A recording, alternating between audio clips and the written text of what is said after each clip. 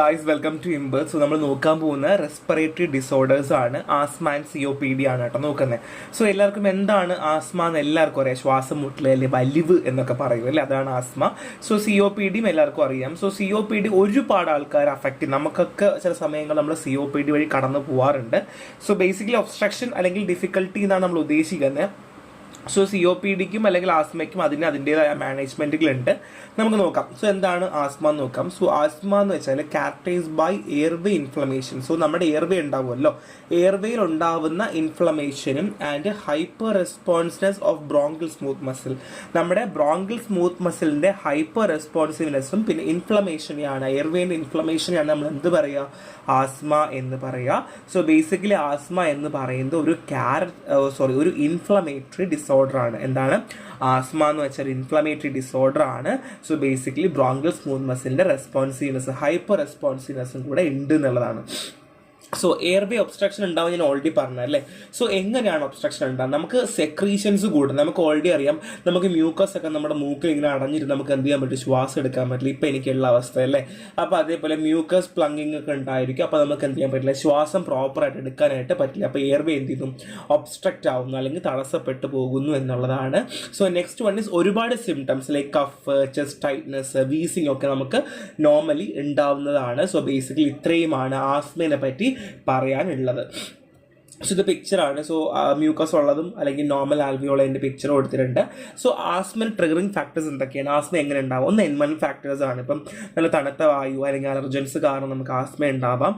അല്ലെങ്കിൽ നമ്മൾ എക്സസൈസ് ഭയങ്കര കാർഡിയാക്ക് ആയിട്ടുള്ള ഒരുപാട് എക്സസൈസ് ചെയ്യുവാണെങ്കിൽ നമുക്ക് ആസ്മ വരാം. പിന്നെ ഇമോഷണൽ സ്റ്റേറ്റ്, നമുക്ക് ഭയങ്കരമായിട്ട് വിഷമായിട്ട് നമ്മൾ പണ്ടൊക്കെ എങ്ങനെ നമ്മൾ കരയുമ്പോൾ നമ്മുടെ മൂക്ക് കടഞ്ഞു പോയില്ലേ. നമ്മൾ പണ്ടൊക്കെ ഞാൻ അങ്ങനെയാണ് കേട്ടോ, അച്ഛനൊക്കെ അടിക്കുമ്പോഴും അല്ലെങ്കിൽ അമ്മയൊക്കെ അടിക്കുന്ന സമയത്ത് ഭയങ്കരമായിട്ട് കരഞ്ഞ് മൂക്കൊക്കെ അടഞ്ഞ് ശ്വാസം എടുക്കാൻ പറ്റാത്ത അവസ്ഥയിലേക്ക് മാറിപ്പോവാറുണ്ട്. അപ്പോൾ അതും ഒരു ട്രിഗറിങ് ഫാക്ടറാണ് എന്നുള്ളതാണ്. സോ ട്രിഗറിങ് ഫാക്ടർ കാരണം എയർവേയിൽ ഇൻഫ്ലമേഷൻ ഉണ്ടാവുന്നു, സെക്രീഷൻസ് കൂടുന്നു, എയർവേ മസിലിൻ്റെ കൺസ്ട്രക്ഷൻ ഉണ്ടാവുന്നു, ബ്രോങ്കിൽ മെംബ്രെയിൻ സ്വെല്ല് ചെയ്യുന്നു, ആൻഡ് ബ്രെത്തിങ് നാരോ ആവുന്നു, wheezing cough, shortness in breath and tightness in chest ഉണ്ടാവുന്നു. സോ ഇതാണ് നിങ്ങൾ ബേസിക് ആയിട്ട് ഇത്രയും പഠിക്കുന്ന, അല്ലെങ്കിൽ ആ ഒരു എങ്ങനെയാണ് ആസ്മ ഉണ്ടാവുന്നത് അല്ലെങ്കിൽ എങ്ങനെയാണ് COPD ട്രിഗറിങ് ഫാക്ടർ എന്ന് ചോദിച്ചു കഴിഞ്ഞാൽ നിങ്ങൾക്ക് എങ്ങനെ വേണമെങ്കിൽ തിരിച്ചും മറിച്ചും ഒക്കെ നിങ്ങൾക്ക് എഴുതാനായിട്ട് പറ്റുന്നൊരു ഗ്രാഫാണ്. സോ ആസ്മ ഞാൻ ഓൾറെഡി പറഞ്ഞു, ഒന്ന് അലർജൻ എക്സ്പോഷർ ആണ്. സോ നമ്മൾ കൂടുതലായിട്ട് അലർജൻസ് എക്സ്പോസ് ആവുമ്പോഴത്തേക്കും നമ്മൾ IG ആൻറ്റിബോഡീസ്, മാസ്റ്റ് സെൽസിൽ IgE ആൻറ്റിബോഡീസുമായിട്ട് ബൈൻഡ് ആവുകയും നമുക്ക് അലർജി കണ്ടീഷൻ ആവുകയും ചെയ്യുന്നു. ആൻഡ് മീഡിയേറ്റ് റിലീസ് ഉണ്ട്. സോ അതുകൊണ്ട് ഹിസ്റ്റമിൻസും ലൂക്കോട്രൈൻസും ഇൻഫ്ലമേഷന് കാരണമാകുന്ന ഇൻഫ്ലമേറ്ററി സബ്സ്റ്റൻസും റിലീസ് ചെയ്യുന്നു.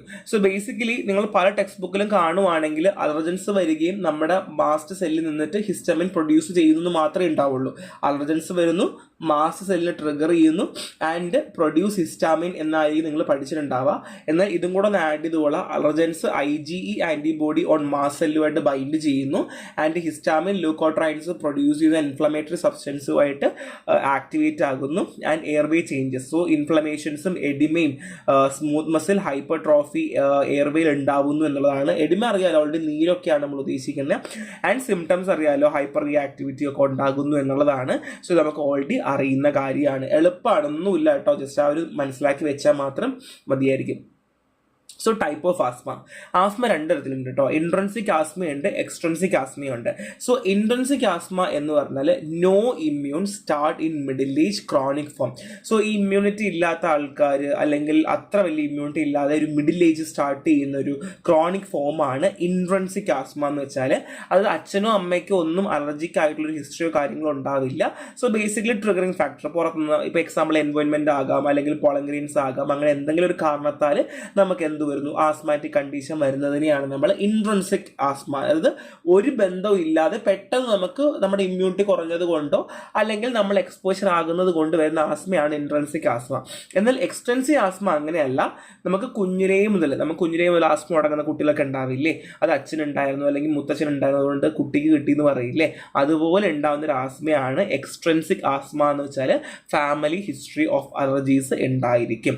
സോ ബേസിക്കലി ടൈപ്പ് 1 ഹൈപ്പർ സെൻസിറ്റിവിറ്റിയാണ് ഉണ്ടാവുക. മറന്നു പോകരുത്, ടൈപ്പ് 1 ഹൈപ്പർ സെൻസിറ്റിവിറ്റി ആണ്. സോ നമ്മൾ ഓൾറെഡി നമ്മൾ IgE മാസ്റ്റർ സെല്ല് പറഞ്ഞില്ലേ, അതേപോലെ തന്നെ അലർജൻസ് പ്രൊഡ്യൂസ് ചെയ്യുകയും വരുന്നൊരു കണ്ടീഷനാണ്. സോ ബേസിക്കലി ഈ ഒരു എക്സ്ട്രൻസിക് ആസ്മ വരുന്നതെന്ന് വെച്ചാൽ കൂടുതലായിട്ട് അവർ അലർജിക് സബ് ടൈപ്പുമായിട്ട് എക്സ്പോസ് വരിക, അല്ലെങ്കിൽ ഇപ്പോൾ ജോലി സംബന്ധമായിട്ട് കൂടുതൽ എക്സ്പോഷറൊക്കെ വരുമ്പോൾ അവർ കണ്ടിന്യൂസ്ലി വന്നുകൊണ്ടേയിരിക്കും, വീസിങ്ങും ഒക്കെ വന്നുകൊണ്ടിരിക്കുന്ന ഒരു കണ്ടീഷനിലേക്ക് മാറുന്നതിന് നമ്മൾ എക്സ്ട്രൻസിക് ആസ്മ അവരിങ്ങനെ കണ്ടിന്യൂസ്ലി ഇങ്ങനെ പിടിപെട്ടുകൊണ്ടേയിരിക്കും. പക്ഷേ ഇൻട്രൻസിക് ഒരു പ്രശ്നമുണ്ട്, അതായത് അവർക്ക് എന്താണോ ട്രിഗറിങ് ഫാക്ടർ ഒന്ന് ഒഴിവാക്കുകയോ അല്ലെങ്കിൽ ഇപ്പോൾ ഫാമിലി ഹിസ്റ്ററി ഒന്നും ഇല്ലല്ലോ, അപ്പോൾ ഇമ്മ്യൂണിറ്റി ഒക്കെ ഒന്ന് കോംപ്രമൈസ് ആയി കഴിഞ്ഞാൽ അവർക്ക് ആസ്മ മാറും. പക്ഷേ എക്സ്റ്റൻസിക്ക് അങ്ങനെയല്ല, അവർ ലൈഫ് ലോങ് ഉണ്ടായിരിക്കും. സോ ആസ്മ സിംറ്റം അറിയാം, നമ്മൾ ഓൾറെഡി പറഞ്ഞു, ബ്രീത്തിങ് ഡിഫിക്കൽട്ടി ഉണ്ടാവും, കഫിങ് ഉണ്ടാവും, ചെസ്റ്റ് ഡിസ്കംഫേർട്ട് ഉണ്ടാവും, ആൻഡ് കാർഡിയോ വാസ്കുലർ, അതായത് സിസ്റ്റോളിക് ബ്ലഡ് പ്രഷറിൽ കുറയും കേട്ടോ. So basically cardio vascular changes ഉണ്ടാകും എന്നുള്ളതാണ്. സോ എങ്ങനെ നമുക്ക് ഡയഗ്നോസ് ചെയ്യാം? Physical examination. So basically doctors മറ്റേ ചെവിക്കാത്ത സാധനം വെച്ച് സ്റ്റെത്ത് വെച്ച് നോക്കും എങ്ങനെയുണ്ട് എന്നൊക്കെ, ലങ്സ് ക്ലിയർ ആണോ നോക്കും. And spirometry. സോ ബേസിക്കലി എത്രത്തോളം നമ്മൾ മെഷർ ചെയ്യുന്ന, ബ്രെത്ത് മെഷർ ചെയ്യുന്ന പരിപാടിയാണ്. സോ നമ്മൾ സ്പൈറോമെട്രി വെച്ച് നമ്മൾ മെഷർ ചെയ്യും, എത്രത്തോളം ശ്വാസം എടുക്കുന്നുണ്ട്, എത്ര ഹോൾഡ് ചെയ്യാൻ പറ്റുന്നുണ്ട് നോക്കും. പിന്നെ ചെസ്റ്റ് എക്സ്റേ. കോമൺലി നമ്മൾ ക്ലിനിക്കലി ചെയ്യുന്ന ഒരൊറ്റ കാര്യം ചെസ്റ്റ് എക്സ്റേ ആണ്. ലങ്സ് എങ്ങനെയാണ്, ക്ലിയർ ആണോ അല്ലെങ്കിൽ സ്പൂട്ടം ഉണ്ടോ എന്നൊക്കെ അറിയുന്നത് ചെസ്റ്റ് എക്സ്റേ വെച്ചിട്ടാണ്. പിന്നെ ബ്ലഡ് ആൻഡ് സ്പൂട്ടം ടെസ്റ്റ് ചെയ്യാം. ല്യൂക്കോസൈറ്റോസിസ് ഉണ്ടോ, അല്ലെങ്കിൽ ഇൻഫെക്ഷൻ ഉണ്ടോ, അല്ലെങ്കിൽ അലർജിക് ആയിട്ട് എന്തെങ്കിലും കാരണം ഉണ്ടോ എന്നൊക്കെ ഉള്ളത് നമുക്ക് എന്ത് ചെയ്യാൻ പറ്റും, നമുക്ക് ടെസ്റ്റ് ചെയ്തുകൊണ്ടും ചെയ്യാം. അപ്പോൾ ഇത്രയും പറഞ്ഞാലൊന്നും ഇല്ലല്ലോ, എന്താ പറഞ്ഞത്? ആകെപ്പാടെ ഒരു ട്രിഗറിങ് ഫാക്ടർ ഉണ്ട്, ഇൻട്രൻസിക് ഉണ്ട്, എക്സ്ട്രൻസിക് ഉണ്ട്. സോ സിംറ്റം പറഞ്ഞു, ഡയഗ്നോസ്റ്റിക് ഫിസിക്കൽ എക്സാമിനേഷൻ പറഞ്ഞു, സ്പൈറോമെട്രി പറഞ്ഞു, ചെസ്റ്റ് ടെസ്റ്റ് പറഞ്ഞു, ആൻഡ് ബ്ലഡ് ആൻഡ് സ്പൂട്ടം ടെസ്റ്റ് പറഞ്ഞു. ഇത്രയല്ലേ പറഞ്ഞുള്ളൂ, വേറെന്താ പറഞ്ഞേ? ഒന്നുമില്ല അല്ലേ. സോ അഡിഷണൽ ആസ്മ ഡയഗ്നോസ്റ്റിക് ടെസ്റ്റുകൾ നമുക്ക് അവൈലബിൾ ആണ്. പഠിച്ചില്ലെങ്കിലും കുഴപ്പമൊന്നുമില്ല, അത്ര വലിയ ഇമ്പോർട്ടൻ്റ് അല്ല, പക്ഷെ പഠിച്ച് നല്ലതായിരിക്കും. So first one is PEF എന്ന് പറയും, അതായത് പീക്ക് എക്സ്പിറേറ്ററി ഫ്ലോ ആണ്. സോ എത്രത്തോളം നമ്മൾ എക്സ്പെയിൽ ചെയ്യുന്നുണ്ട്, നമ്മുടെ ലങ്സിന് എത്ര കപ്പാസിറ്റി ഉണ്ട് എന്നൊക്കെ അറിയുന്ന ഒരു ടെസ്റ്റാണ് പീക്ക് എക്സ്പിറേറ്ററി ഫ്ലോ എന്ന് പറഞ്ഞാൽ. So next one is methacholine challenge test ആണ്. സോ നമ്മൾ സ്പൈറോമെട്രി റിസൾട്ട് വെച്ചിട്ടാണ് നമ്മൾ ചെയ്യുക. So use when spirometry result are normal. So basically asthmatic condition ഉണ്ട്, പക്ഷെ സ്പൈറോമെട്രി ടെസ്റ്റ് നമ്മൾ ചെയ്തു, അപ്പം അത് നോർമലാണ്, അല്ലെങ്കിൽ ഒരു നെഗറ്റീവ് ഫാക്ടറും കാണിക്കുന്നില്ല. അപ്പം നമ്മൾ സ്പൈറോമെട്രിൻ്റെ റിസൾട്ട് വെച്ചിട്ടാണ് നമ്മൾ ഈ മെറ്റാകൊളൈൻ ചലഞ്ച് ടെസ്റ്റ് ചെയ്യുന്നത്. അപ്പം ഈ മെറ്റാകൊളൈൻ ഒരു ആസ്മ സിംറ്റത്തിനെ ട്രിഗർ ചെയ്യുന്ന ഒരു സാധനമാണ്. അല്ലെങ്കിൽ നമുക്കിപ്പോൾ ഒരു ആസ്മാറ്റിക് കണ്ടീഷനുള്ള പേഷ്യൻ്റ് ആണെങ്കിൽ മെറ്റാകൊളൈൻ വെക്കുകയാണെങ്കിൽ അവർക്ക് എന്ത് കാണിക്കും? ആസ്മാറ്റിക് സിംറ്റം കാണിക്കും. സോ നമ്മൾ സ്പൈറോമെട്രി ടെസ്റ്റ് വെച്ചിട്ട് ചെയ്യുന്നൊരു ടെസ്റ്റാണ് എന്ത്? മെറ്റാകൊളൈൻ ടെസ്റ്റ് എന്ന് പറയാം. സോ നെക്സ്റ്റ് വൺ സ്പൂട്ടം ഇസ്നോഫിൽസ് ആണ്. സോ നമ്മൾ സ്പൂട്ടത്തിൽ എത്രത്തോളം ഇസ്നോഫിൽ കൗണ്ട് ഉണ്ടെന്ന് നമ്മൾ നോക്കും. സോ ഇസ്നോഫിൽ ബേസിക്കലി ഇൻഫെക്ഷനുമായി ബന്ധപ്പെട്ടതാണ്. സോ അലർജിക് ബ്ലഡ് ടെസ്റ്റ് നമുക്ക് ചെയ്യാം, ഏത് ടൈപ്പ് ഓഫ് ട്രിഗറിങ് ഫാക്ടർ ആണ് എന്നറിയാൻ വേണ്ടിയിട്ട് നമുക്ക് എന്ത് ചെയ്യാൻ പറ്റും? അലർജിക് ടെസ്റ്റുകൾ നമുക്ക് ചെയ്യാം എന്നുള്ളതാണ് കേട്ടോ. സോ നെക്സ്റ്റ് വൺ ഈസ് ആസ്മയുടെ കോംപ്ലിക്കേഷൻ ആണ്. ന്യൂമോണിയ ഉണ്ടാവും, ലങ്സിലേക്ക് ഇൻഫെക്ഷൻ ഒക്കെ വന്ന് ഭയങ്കര പ്രശ്നമാവും, ലങ്സ് കൊളാപ്സ് ആവും, ശ്വാസം പോലും എടുക്കാൻ പറ്റില്ല, ആൻഡ് റെസ്പിറേറ്ററി ഫെയിലിയറും ഉണ്ടാകാനുള്ള ചാൻസ് ആസ്മയ്ക്ക് ഒരുപാട് ഉണ്ട് എന്നുള്ളതാണ്. സോ ഇത് നമ്മൾ ഇത്രയും പഠിച്ചതിൻ്റെ ഒരു ജസ്റ്റ് ഒരു എന്താണ്, ഒരു കൺസൈസ്ഡ് സാധനമാണ്. ലൈക്ക് ഇസ്നോഫിലും അല്ലെങ്കിൽ ലിംഫോസൈറ്റ്സും ഒക്കെ എങ്ങനെ ബന്ധപ്പെട്ട് വരുന്നു എന്നുള്ളതാണ്. ഈ പടം മാത്രം വരച്ചാൽ മതി. 5 മാർക്കിനാണെങ്കിൽ ഉറപ്പായിട്ടും 5 മാർക്ക് വീഴും, 10 മാർക്കാണെങ്കിൽ 10 മാർക്ക് ഉറപ്പായിട്ടും വീഴും. ഇത് മാത്രം വരച്ച് വെച്ചാൽ മതി, പഠിച്ചു വെക്കാം കേട്ടോ, ജസ്റ്റ് ഒന്ന് പഠിച്ചു വെക്കാം. സോ നെക്സ്റ്റ് വൺ COPD ആണ്. സോ COPD കോമൺ ആണ്, ഞാൻ പറഞ്ഞതുപോലെ എല്ലാവരെയും ഒരേ സമയത്ത് ബാധിക്കുന്ന ഒരു അസുഖം തന്നെയാണ് COPD. കോമൺ ആണ്, പ്രിവെൻറ്റബിൾ ആണ്, ട്രീറ്റബിൾ ആണ്. സോ ബേസിക്കലി എയർ ഫ്ലോയ്ക്ക് ലിമിറ്റേഷൻ വരിക, നമുക്ക് എയർ ഫ്ലോ അല്ലെങ്കിൽ നമുക്ക് പ്രോപ്പറായിട്ട് ശ്വസിക്കാൻ പറ്റാത്തൊരവസ്ഥയെയാണ് നമ്മൾ എന്ത് പറയുക?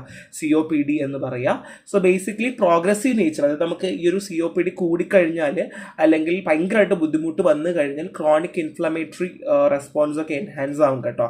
അതായത് നമ്മുടെ എയർവേയും ലങ്സും ഒക്കെ നമുക്ക് ഒബ്സ്ട്രക്റ്റ് ആവും, അല്ലെങ്കിൽ ഇൻഫ്ലമേഷൻസ് വരും എന്നുള്ളതാണ്. So basically COPD advanced version എന്ന് വെച്ചാൽ inflammation on lungs or respiratory tract എന്നുള്ളതാണ്. അത് മാത്രം ഒന്ന് മനസ്സിലാക്കി വെക്കാം. സോ ബേസിക്കലി കോസ് ഇപ്പോൾ ഗ്യാസ് ആകാം, അല്ലെങ്കിൽ സ്മോക്കിംഗ് കാരണമാകാം, അത് കാരണം നമുക്ക് COPD ഉണ്ടാകാം. അത് ഇപ്പോൾ ബേസിക്കലി ശ്വസിക്കുന്ന നമ്മുടെ വായുവിൽ എന്തെങ്കിലും, ഇപ്പോൾ നമ്മുടെ അമ്മമാർക്കൊക്കെ COPD വരാൻ ചാൻസ് കൂടുതൽ. അവരെന്താ പണ്ടൊക്കെ കാലങ്ങളിലൊക്കെ അവർ ഊതുമല്ലേ മറ്റേ ഈ അടുപ്പിൽ. അപ്പോൾ അങ്ങനെയൊക്കെ COPD പണ്ട് കോമൺ ആയിട്ട് നമുക്ക് കാണാൻ പറ്റുന്നൊരു അസുഖമായിരുന്നു കേട്ടോ. കാണുന്നത് ഒരു COPD വന്നതിന് ശേഷമുള്ള ഒരു ലെൻസിന്റെ ഫോട്ടോ ഒക്കെയാണ്, ആൽബോളിന്റെ ഫോട്ടോയാണ്. സോ ജസ്റ്റ് നോക്കി വെച്ചിരുന്നാൽ മതി. So basically components of COPD ആണ്. COPD വന്നു കഴിഞ്ഞാൽ എന്തൊക്കെയാണ്, അല്ലെങ്കിൽ അതുമായി ബന്ധപ്പെട്ട കാര്യങ്ങളാണ്. സോ ബേസിക്കലി COPD വന്നു കഴിഞ്ഞാൽ നമുക്ക് ചുമ ഉണ്ടായിരിക്കും. ചുമ ഉണ്ടാകാം, അതിന്റെ കൂടെ എക്സ്പെക്ടോറേഷൻ ഉണ്ടാകാം. അതായത് ബേസിക്കലി ഒന്നെങ്കിൽ കഫം ഉണ്ടാകാം, ഇല്ലെങ്കിൽ കഫം ഉണ്ടാകാതെയും ഇരിക്കാം. അത് വേണമെങ്കിൽ മാസങ്ങളോ വർഷങ്ങളോ അല്ലെങ്കിൽ ഈവൻ 2 വർഷം വരെ നീണ്ടു പോകാം. അതിനാണ് നമ്മൾ ക്രോണിക് ബ്രോങ്കൈറ്റിസ് എന്ന് പറയുക. സോ ബേസിക്കലി ഈ എല്ലാവർക്കും കഫം ഉണ്ടാവണമെന്നില്ല. ചിലർക്ക് ഡ്രൈ ആയിട്ടുള്ള ഇതായിരിക്കും, അപ്പോൾ കഫം ഉണ്ടാവില്ല, മ്യൂക്കസ് ഉണ്ടാവില്ല. ചില ആൾക്കാർക്ക് എക്സ്പെക്ടോറിയന്റേഷൻ ഉണ്ടായിരിക്കും. സോ നെക്സ്റ്റ് വൺ ഈസ് എംഫിസിമയാണ്. സോ ബേസിക്കലി ഇത് സബായിട്ട് വരുന്ന കേട്ടോ. COPDന്റെ സബുകളാണ് ഈ ക്രോണിക് ബ്രോങ്കൈറ്റിസും എംഫിസിമയും ഒക്കെ കേട്ടോ. സോ എംഫൈസീമിയ എന്ന് വെച്ചാൽ എൻലാർജ്മെന്റ് ഓഫ് ആൽവിയോളയാണ്. നമ്മുടെ ആൽവിയോള ഇല്ലേ, ആൽവിയോളെ അങ്ങ് കയറി എൻലാർജ് ചെയ്യും കേട്ടോ. എൻലാർജ് ചെയ്തിട്ട് ആൽവിയോള ഡിസ്ട്രക്ട് ആവുകയും അങ്ങനെ ഗ്യാസ് എക്സ്ചേഞ്ച്, നമുക്കറിയാലോ ആൽവിയോള വഴി ഗ്യാസ് എക്സ്ചേഞ്ച് ഡിഫ്യൂഷൻ വഴി നടക്കാറുണ്ട്. സോ ഗ്യാസ് എക്സ്ചേഞ്ച് നടക്കാതാവുകയും അങ്ങനെ ഒരുപാട് ബുദ്ധിമുട്ടുകൾ വരികയും എന്നാണ് എംഫൈസീമ പറയുക. സോ ബേസിക്കലി ഇത് COPDന്റെ കമ്പോണൻസ് ആണ്, സബ് കമ്പോണൻസ് ആണ്. സോ COPD കാരണമാകുന്ന എന്താണ്, സ്മോക്കിംഗ് ഒരു പ്രശ്നം തന്നെയാണ്. നമ്മുടെ ഡിഫൻസ് മെക്കാനിസം ഒക്കെ നശിച്ചു പോകും. എയർ പൊല്യൂഷൻ ഒരു പ്രശ്നമാണ്. ഇൻഫെക്ഷൻ, നമ്മൾ ബേസിക്കലി കോവിഡ് ഒക്കെ ഇല്ലേ, അതൊക്കെ നമുക്ക് COPDക്ക് ചില ആൾക്ക് കാരണമാക്കാറുണ്ട്. Genetic factors. So α1 anti trypsin, അതായത് നമുക്ക് ചില ആൾക്കാർ ജനിക്കുമ്പോൾ തന്നെ അവരുടെ ബോഡിയിൽ α1 ആൻറ്റി ട്രിപ്സിൻ ഉണ്ടാവില്ല. അത് ബേസിക്കലി ജനറ്റിക് ആണ്. സോ അത് നമ്മുടെ ആൽവിയോളൊക്കെ ഡാമേജ് ചെയ്തേക്കാം എന്നുള്ളതാണ് കേട്ടോ. സോ ഇതൊക്കെ വായിക്കാമെന്നുള്ളൂ. പാത്തോഫിസിയോളജീൻ്റെ ഒരു ചെറിയ ഷോർട്ട് ഫോം ഞാൻ കൊടുത്തിട്ടുണ്ട്. സോ ജസ്റ്റ് നോക്കി വെക്കാം, ഇതും വരച്ച മാർക്ക് കിട്ടും. സോ പാത്തോഫിസിയോളജി ആണ്. സോ ഓൾറെഡി അറിയാം, ഈ സ്മോക്കോ പൊല്യൂട്ടൻസോ ഒക്കെ ആയിട്ട് നമ്മൾ ബന്ധപ്പെടുമ്പോൾ നമുക്ക് COPDന് എക്സ്പോഷർ വരുന്നു ആൻഡ് ഇൻഫ്ലമേറ്ററി റെസ്പോൺസ്. അപ്പോൾ ഈ ഒരു എക്സ്പോഷർ കാരണം നമ്മുടെ ബോഡിയിലുള്ള വൈറ്റ് ബ്ലഡ് സെൽസ് ഒക്കെ ലങ്സിലേക്ക് വരികയും അവിടെ ഇൻഫ്ലമേഷൻ ഉണ്ടാക്കുകയും ചെയ്യുന്നു. അവിടെ എൻസൈംസ് റിലീസ് ചെയ്യുന്നു.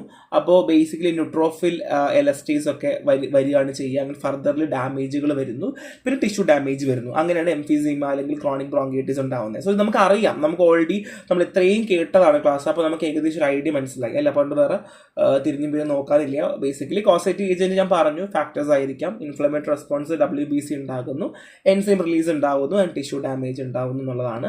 സോ സിംറ്റംസ് ഓഫ് COPD ആണ്. അതിൽ first one is respiratory symptoms ആണ് പറയാൻ പോകുന്നത്. റെസ്പിറേറ്ററി സിംറ്റംസ് എന്ന് വെച്ചാൽ ബേസിക്കലി നമുക്ക് റിപ്പറ്റേറ്റീവ് ആയിട്ട് പ്രൊഡക്റ്റീവ് കഫുകൾ ഉണ്ടാവും. പെട്ടെന്ന് ഇങ്ങനെ എപ്പോഴും ചുമ ഉണ്ടാവും, ശ്വാസം മുട്ടലുണ്ടാവും, ശ്വാസതടസ്സം ഉണ്ടാകും. സോ രാവിലെ ആയിരിക്കും കൂടുതലുണ്ടാവുക. രാവിലെ അല്ലെങ്കിൽ രാത്രിയൊക്കെ മിക്കവാറും ഒക്കെ ബുദ്ധിമുട്ട് കാണിക്കും. രാവിലെ എങ്ങനെയാണ് തണുപ്പുള്ളത് കൊണ്ട്. ആൻഡ് പിന്നെ ഫർദർലി വരുമ്പം ഡിസേബിലിറ്റീസ് വരും. കാരണം നമുക്ക് ഒന്നും ചെയ്യാൻ പറ്റില്ല, തുണി അലക്കാൻ പറ്റില്ല, നടക്കാൻ പറ്റില്ല, ഭയങ്കര ശ്വാസം മുട്ടൽ വരും. അങ്ങനെയൊക്കെ ഒരുപാട് ബുദ്ധിമുട്ടുകൾ വരികയും അങ്ങനെ ഫിസിക്കൽ ഡാമേജ്, നമുക്ക് വെയിറ്റ് ലോസ് ഉണ്ടാവും കേട്ടോ. ഈ എഡിമയൊക്കെ ബേസിക്കലി വന്നതുകൊണ്ട് നമുക്ക് വെയിറ്റ് ലോസ് ഒക്കെ ഉണ്ടാവാനുള്ള ചാൻസ് ഉണ്ട്. സോ ഇതൊക്കെ നമുക്ക് കഴിഞ്ഞിട്ട് എഴുതാന്നുള്ളതേ ഉള്ളൂ. അല്ലാണ്ട് കാര്യമായിട്ട് പഠിക്കാനൊന്നും ഇതിനകത്തൊന്നും ഇല്ല കേട്ടോ. ഭയങ്കര സിമ്പിളാണ്. നെക്സ്റ്റ് നമ്മൾ നോക്കാൻ പോകുന്നത് കോംപ്ലിക്കേഷൻ ഓഫ് COPD ആണ്. സോ നോക്കി വെക്കുക, അതിനൊരു ഷോർട്ട് ആയിട്ട് ഞാൻ കൊടുത്തിട്ടുണ്ട്. സോ ഡയഗ്നോസ്റ്റിക്സ് ഓഫ് COPD ആണ്. ഇതും സെയിം ആണ് കേട്ടോ. ഫിസിക്കൽ എക്സാമിനേഷൻ നോക്കാം, ചെസ്റ്റ് എക്സ്റേ എക്സാമിനേഷൻ നോക്കാം, പൾമണറി ഫംഗ്ഷൻ ടെസ്റ്റുകൾ നോക്കാം, പിന്നെ എക്സസൈസ് ടെസ്റ്റ് ഉണ്ട് കേട്ടോ. നമ്മൾ ദിവസമുള്ള എക്സസൈസ് ചെയ്തിട്ട് നമ്മൾ മോണിറ്റർ ചെയ്യുന്ന രീതിയാണ്. And blood examination, like already ഞാൻ പറഞ്ഞു, ചില ആൾക്കാരിൽ ഇൻബിൽട്ടായിട്ട് അല്ലെങ്കിൽ ജനിക്കുമ്പോഴേ അവർക്ക് α1 ആൻറ്റി ട്രിപ്സിൻ ഉണ്ടാവില്ല, അത് ഇൻഹിബിറ്ററി ആണെന്ന് ഞാൻ പറഞ്ഞു. അപ്പം അതിൻ്റെ അളവുണ്ടോ ഇല്ല നോക്കുക. സോ ബേസിക്കലി ഇത് മാത്രമേ ഇവിടെ ഇമ്പോർട്ടൻ്റ് ഉള്ളൂ. ശ്രദ്ധിക്കുവാണെങ്കിൽ COPD പഠിക്കുന്ന സമയത്ത് ഒരൊറ്റ കാര്യം ഇത് മാത്രമേ പഠിക്കേണ്ടിയുള്ളൂ. ബാക്കിയൊക്കെ കഴിഞ്ഞിട്ട് എഴുതാൻ പറ്റുന്നൊരു ഭാഗം തന്നെയാണ്. സോ ഇത്രയേ ഉള്ളൂ. ഒരു സിമ്പിൾ ചാപ്റ്ററാണ്. നമുക്ക് അറിയുന്ന കാര്യങ്ങളാണ്, ഒന്നുമില്ല, അറിയുന്ന എല്ലാ കാര്യങ്ങളാണ്. അത് അതുപോലെ അങ്ങ് എഴുതി വെക്കുക എന്നുള്ളത് മാത്രമേ ഉള്ളൂ. സോ നെക്സ്റ്റ് വേണം. Thank you.